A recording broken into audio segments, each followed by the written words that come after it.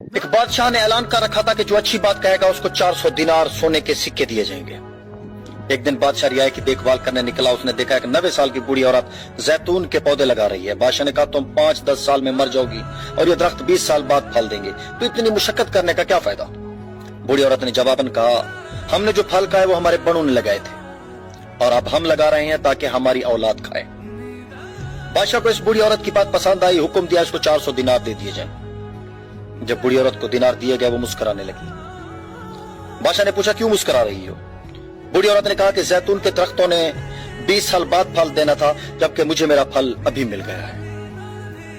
بادشاہ کو اس کی یہ بات بھی اچھی لگی اور حکم جاری کیا کہ اس کو مزید 400 دینار دے دیے جائیں۔ جب اس عورت کو مزید 400 دینار دیے گئے تو وہ پھر مسکرانے لگی۔ بادشاہ نے پوچھا آپ کیوں مسکرائی؟ بوڑھی عورت نے کہا زیتون کا درخت پورے سال میں صرف ایک بار پھل دیتا ہے جبکہ میرے درخت نے 2 بار پھل دے دیے ہیں۔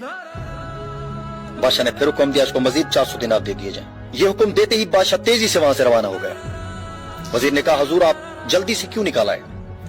بادشاہ نے کہا اگر میں مزید اس عورت کے پاس رہتا تو میرا سارا خزانہ خالی ہو جاتا، مگر عورت کی حکمت بھری باتیں ختم نہ ہوتی۔ اچھی بات دل موہ لیتی ہے، نرم رویہ دشمن کو بھی دوست بنا دیتا ہے، حکمت بھرا جملہ بادشاہوں کو بھی قریب لے آتا ہے۔ اچھی بات دنیا میں دوست بڑھاتی ہے اور دشمن کم کرتی ہے۔ آپ مال و دولت سے سامان خرید سکتے ہیں مگر دل کی خریداری صرف